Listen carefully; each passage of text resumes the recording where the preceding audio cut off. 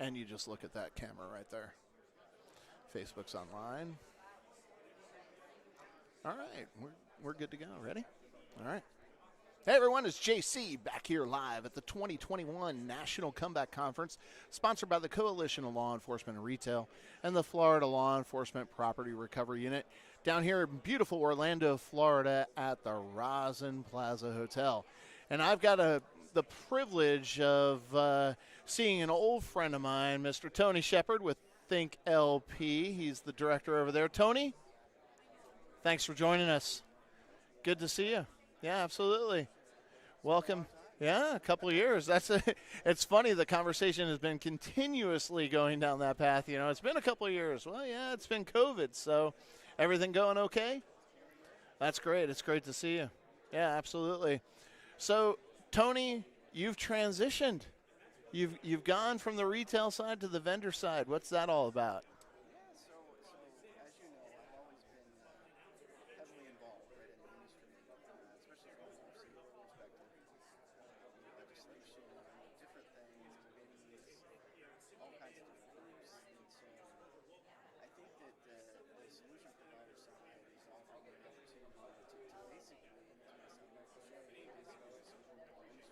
Mm-hmm.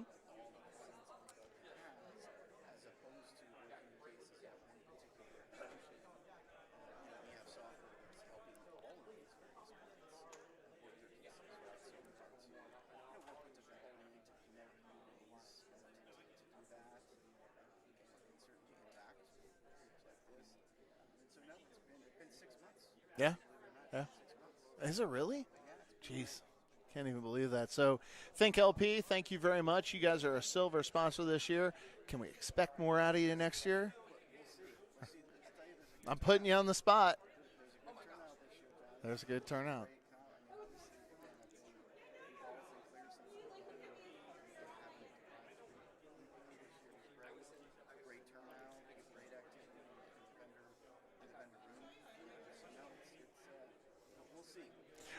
We've come a long way since Reno, huh? Yeah. Can you believe it? Yeah. Oh, yeah. Yeah, me and Jack G really, moving and shaking, trying to make things happen. So it's funny, we actually needed a second set of microphones for the vendor room this year, and I pulled a rabbit out of my hat once again, and lo and behold, there are the first two microphones we used for the first Clear conference. Yep. Yeah, we were handing off microphones to people like, here, take this, take that. So let's talk about that for a second. Look how far we've come.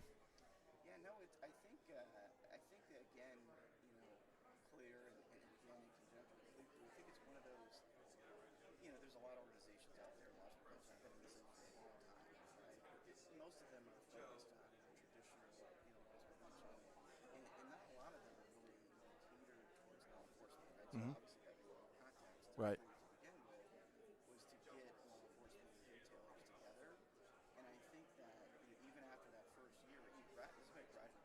Sure.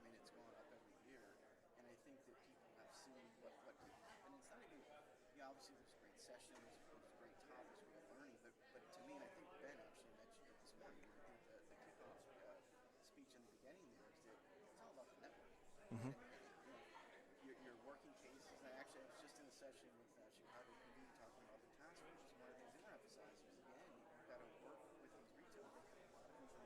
Yeah.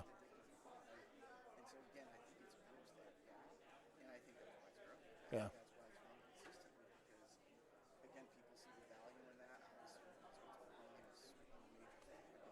No, no. I know probably 2 years ago there was kind of like a lull where it was starting to look like we were making some impact. But I got to tell you, the last 2 years, we'll call it 2 years. I mean, eesh.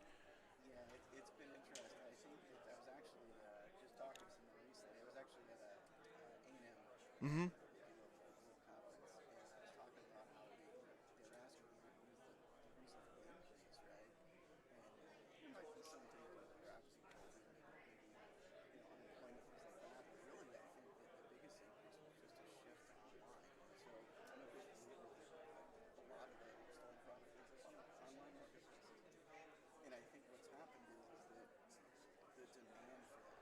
Yeah. and certainly skyrocketed.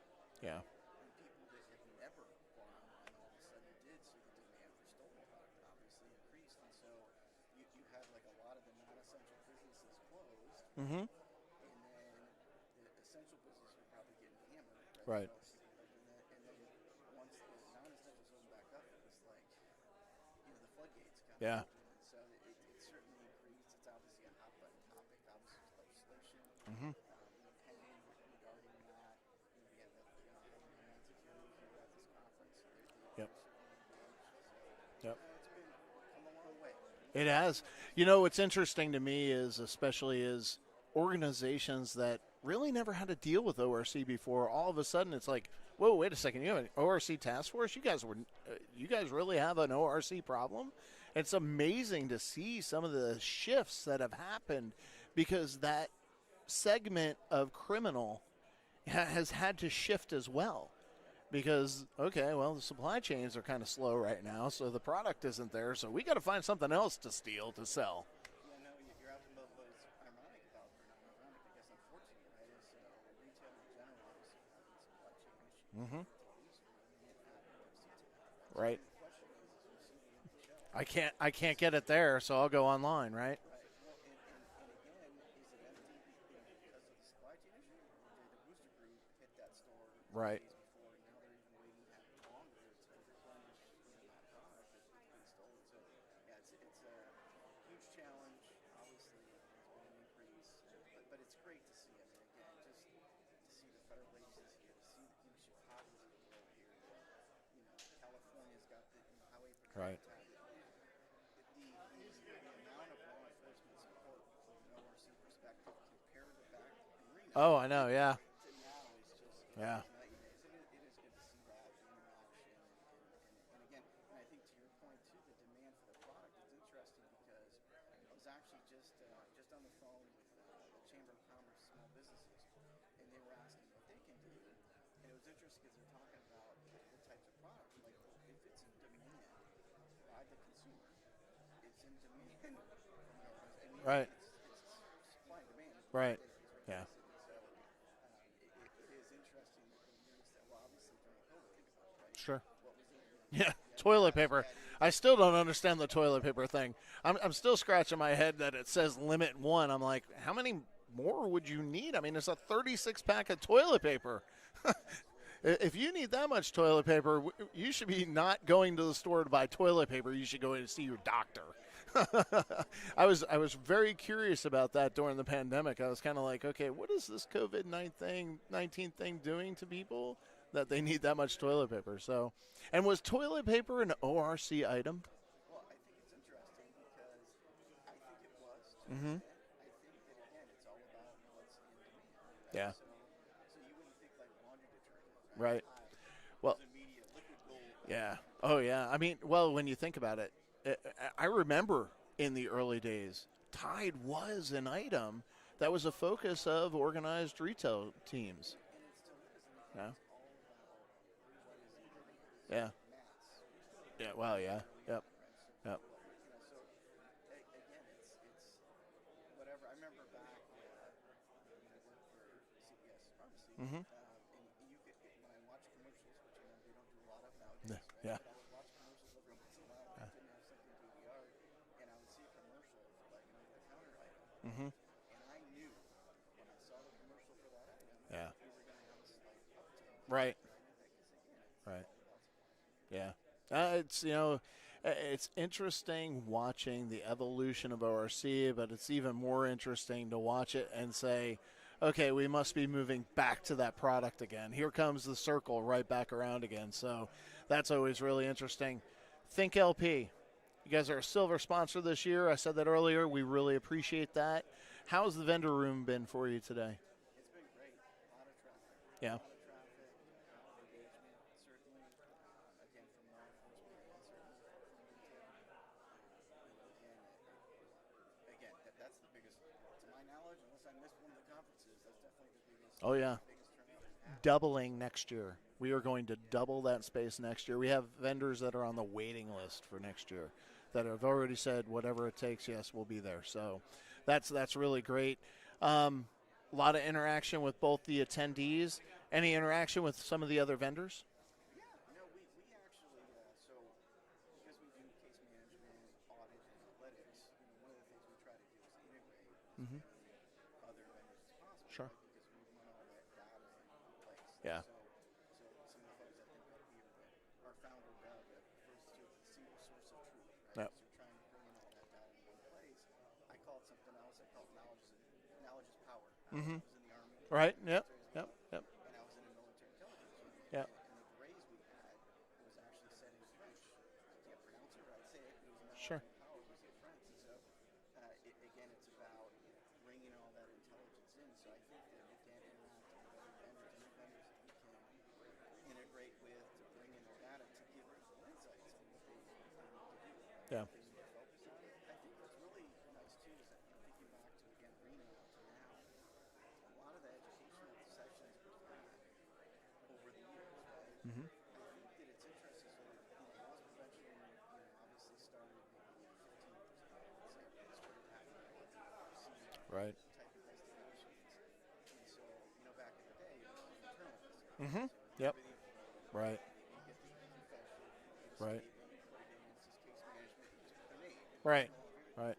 Now, obviously, those complex investigations, I think that the retailers now are doing a lot of that pre-work. A lot of the work that law enforcement used to do Right. is done by the retailer. Yeah.